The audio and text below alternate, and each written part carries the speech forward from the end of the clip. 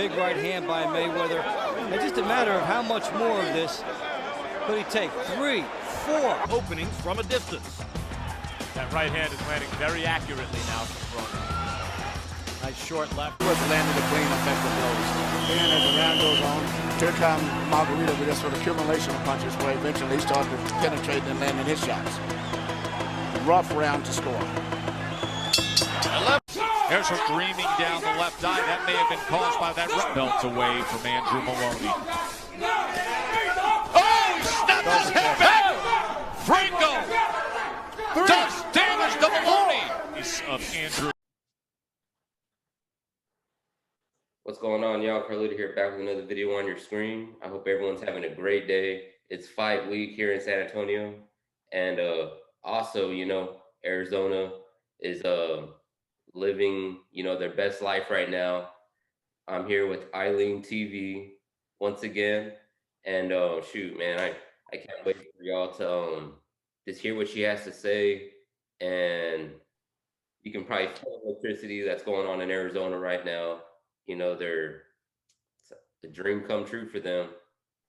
So how's everything going, you know, with since we last talked? Hello. Well, thank you again for bringing me on your channel. Thanks so much. I love here talking about sports. And as I was saying, man, I don't know if you've heard the news. It's been excessive heat warnings on the west side. Yeah, I think it's the sun's just heating up everything. No, but I mean, it's actually really hot here, and the people and this energy, man. I have never experienced Phoenix like this before. It's everywhere you look, suns. Okay, they're even making conchas from suns, piñatas for the suns. Like, I'm telling you, the whole valley, all the billboards that you see, you know when you're driving down the freeway and you see the lawyer or the chiropractic or something. Now it's all go suns from your law firm, go suns from your chiropractor or something, you know? And it's just amazing to really see this whole rally the valley movement. I mean, oh look, I got to show off my shirt, you know.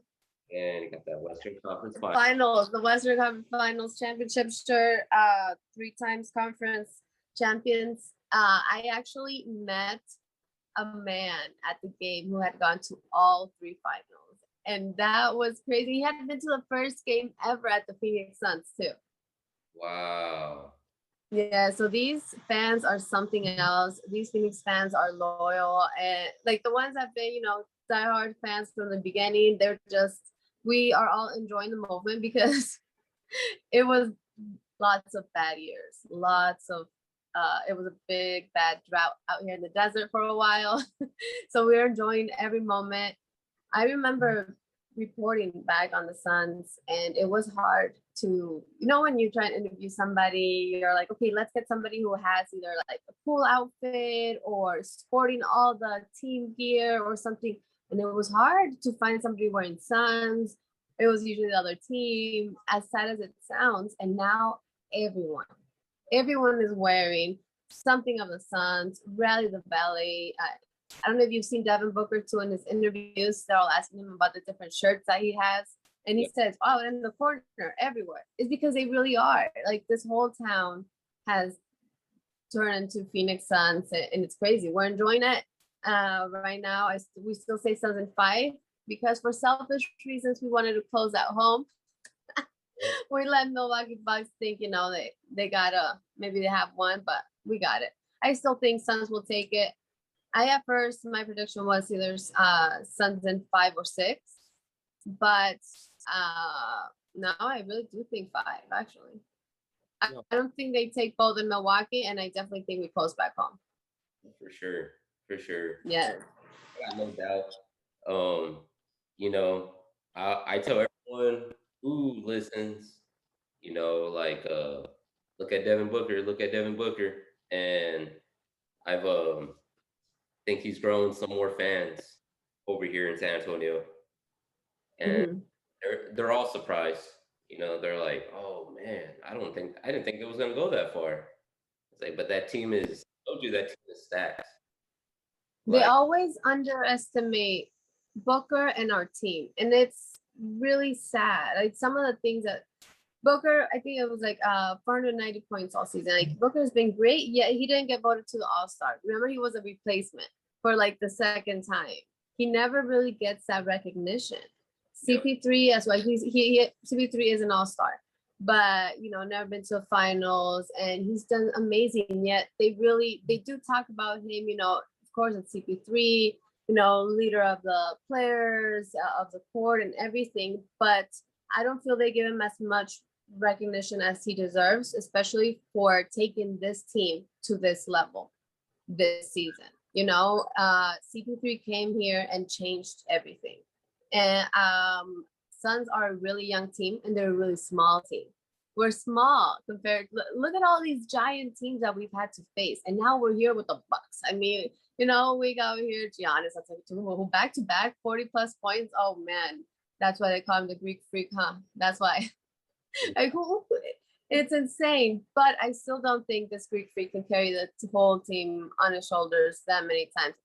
If he gets 4 games with back to back 40 points, then I'll buy a Giannis jersey. But like, there's no way. There's no way. Also, like for a team like the Bucks to have 3 All-Stars, they're not playing like a team that's filled with All-Stars. You know, and Lopez hasn't made his presence noticed on the court either. And I just don't think that they have what it takes to stop a team like the Phoenix Suns. Oh, for sure. I don't see that either. I still say, you know, like you said, the Suns in 5. And at the beginning of the series, I was like, oh, the Suns will get one game. The first game over there in Milwaukee, and then they'll want to win it over there. Like, you know, since they didn't win the Western Conference Finals, they won that in LA, you know. So they probably want to win the finals there, and you were gonna go nuts. I feel it. You know what? It still gets me mad that people are saying that we got through the Lakers because LeBron, because Anthony Davis, because they were not all healthy. Now we got through the Clippers because Kawhi wasn't healthy, because playoff P over there, you know, it was all like, is it Paul George or is it Ben Simmons shooting at the free throw line? We don't know.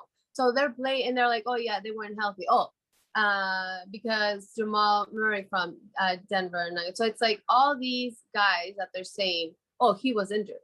He wasn't this. Okay, how about our injuries? CP3 started with the shoulder injury, which, you know, he's playing through it. He's tough. He doesn't even want to talk about it. Don't ask him about it. Don't mention it. But he is tough. He's looking healthy. He's looking great. Also, the whole COVID exposure thing, like that didn't happen to everybody else. You know, so it's things that have been used against us. Booker's nose. He had to play with the mask.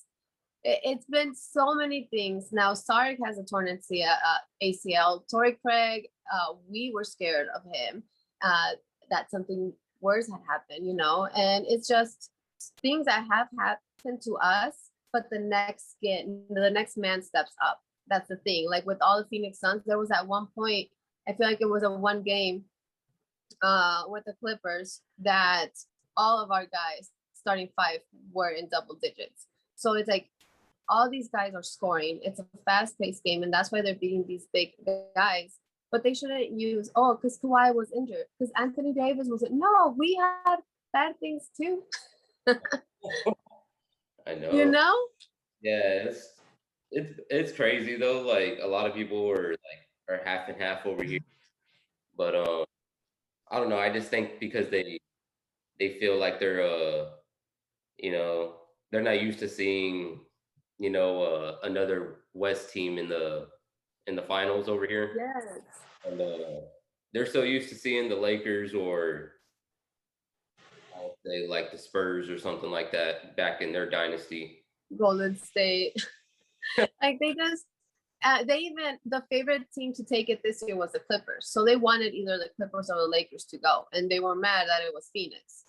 I'm like, because when I watched that, like I was telling you, the first interview, like when I watched that dude, his name is Rawades. He went to like I think 5 games now in the playoffs, and he's like, man, I wish I could be down there. The last game, he was like, I wish I could be down there, but it's like, dang, man, I already spent. And then he pops up like the screen, like how much he's already spent for all his tickets. And he's like, man, I wish I could be down there, but I'm right here though. He was like in the plaza level area, but he was like, shit, I know he'll probably be there for that game tomorrow or game 5. We've seen there's actually been a lot of celebrity sightings. I haven't gotten a personal encounter yet, but I've seen them from like the top or there. I still haven't spot Kendall Jenner or any other Kardashians. People are always like, do you see Kendall Jenner? I was like, no, she's in the suite somewhere. Lil Wayne, we did see Lil Wayne. Dwayne Wade was there as well. Odell Beckham, Larry Fitzgerald. Larry Fitzgerald is part owner also of the Phoenix Suns. So he's out there trying to get a ring as well. You know, and we love Larry. Actually, before he even became part owner, he was always there. He was always there. And I know because I'm a Larry fan. So I didn't want to be, you know, like, oh, fan moment, just try and play cool. But I would always, you know, be in my work area kind of where he's sitting so I could still look at. You're like, dang. It's like, he's a goat. Like, I swear, Arizona Cardinals, Larry Fitzgerald, we just need a statue outside the stadium for him all the time. Which is still worries me, by the way, that he hasn't reported, but that's another thing. But yes, Odell Beckham, Dwayne Wade, all these celebrities. Maybe at this Milwaukee game, we might get Aaron Rodgers because he's also part owner, like Larry Fitzgerald. So we might see Mr. Cheesehead over there. Oh, he probably would be there too, knowing that guy. Right after all their golf. Yeah, he was recently in that golf tournament, and all I gotta say. Did you see the videos of him and Tom Brady? They're the best. Oh yeah, they're the best.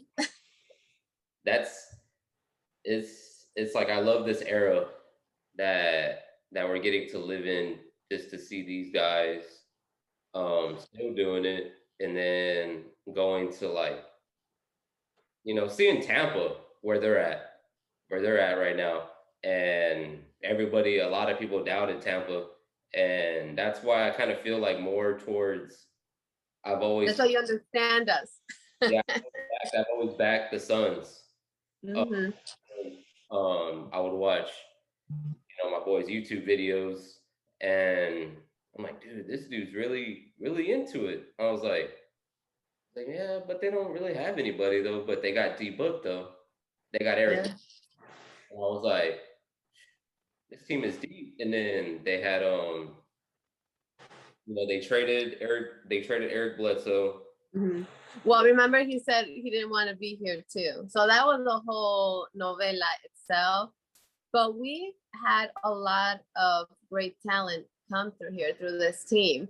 But I feel like they just weren't the right mix. Like they weren't like the right you know, I don't want to even say like starting five. It was just everything, like coach, you know, everything from like these guys like Campaign, like Johnson, like they grew up, you know, even Devin Booker as well. Like there was these pictures of these guys so young out there in the player development leagues with 8 and 2. It's like these guys, you know, grew up with the Suns, and now with Monty Williams, like he just, man, like the way he talks to these players, it's NBA Finals level. That's how you need to talk to your players. And I don't know if you saw a video of him talking to Ian during the finals, and it was just like so calm. And then just what he says, I'm like, that's exactly him, and CP3